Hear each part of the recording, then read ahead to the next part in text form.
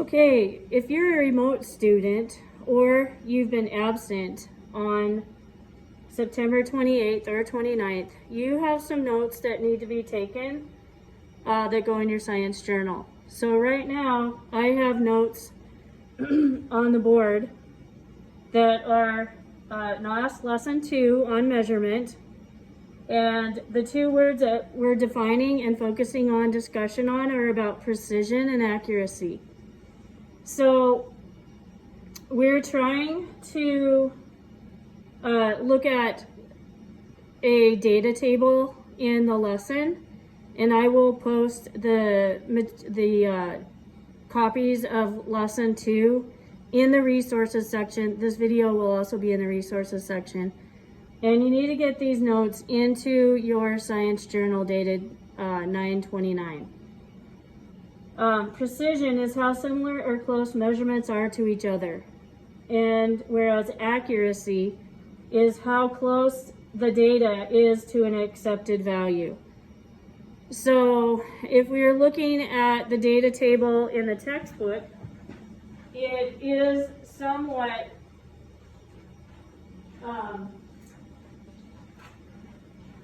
hard to translate what that means because we don't really have a way to use it as an inference.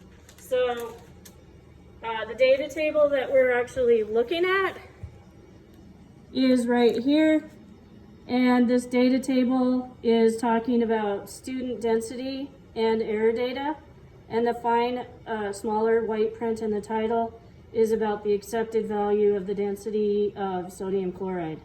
That accepted value is 21.7 grams per cubic centimeter.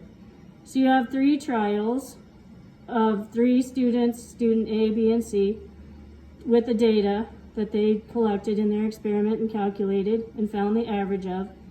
And basically this would be saying which student had high accuracy, which student had high precision, which data is neither, and which one is one or the other. So when we're talking about precision and accuracy in this data set, that's a somewhat confusing. So you have to draw I'm going to help you bring in some background knowledge. So you need to draw a fairly large bullseye or target, like a dartboard target in your science journal. And we're going to assume that the middle is where we are tending to get the most points, or maybe we're hunting and we're trying to get into the zone in that target area, which we are going to call the accepted value area. So farther up on my notes, and you're going to add these to your notes, I want you to first add your X's to the outer edges of your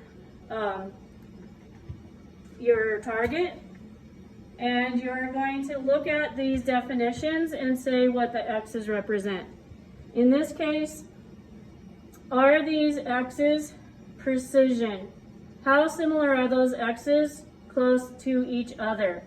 Which they are not. So we're going to say, and you need to write this in a key to the right of your target, that there is 0 precision and 0 accuracy, because neither are they a close cluster of marks to each other. They are not even close to the accepted value, which is the center of the target. Okay, so we're comparing these two to a target. We're going to do the little dots next. And you put your dots on your target here. And we look at the precision of those dots. Are these dots similar?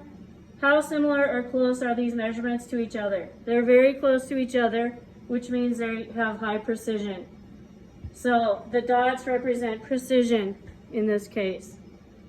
How close is the data, these dots, to the accepted value, which is the center of the target? Well, they're not. So there's not good accuracy. So you can have good precision but not good accuracy. So an example would be if you're going to sight in your gun because you are now able to hunt because you took driver's or hunter safety, and you are sighting in your gun and you get a cluster like this, but it's not at the intended target, you would adjust your sights because you're low and to the left.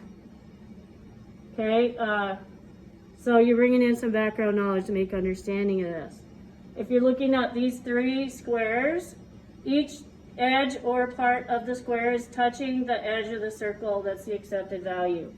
So the question is, are they close to each other? Yes. So they are precise, or high precision.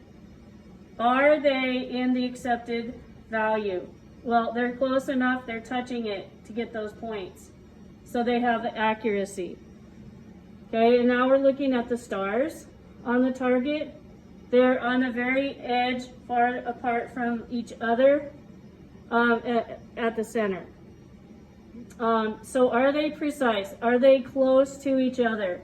They're not as close as this, and they're not as the dots, and they're not as close as the squares. So they're not precise, and they don't have precision. But they are hitting the accepted value, barely, but they are accurate to the accepted value. So as we then look back at the table, we are looking at our data and we're saying, well, let's look at student A's data. Does that student A data represent precision? And your answer would be yes, because all those numbers are close to each other. The accepted value is 21.7 for the density of sodium chloride. And the average or any of those numbers in the data set are not close to that. So that would be not accurate. So they're precise but not accurate. Okay, student B you would say precision is 0 because they're not close to each other.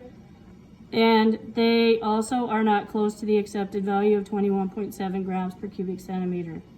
If you're looking at student C, you will see that student C is precise and also accurate because it meets both of those criteria.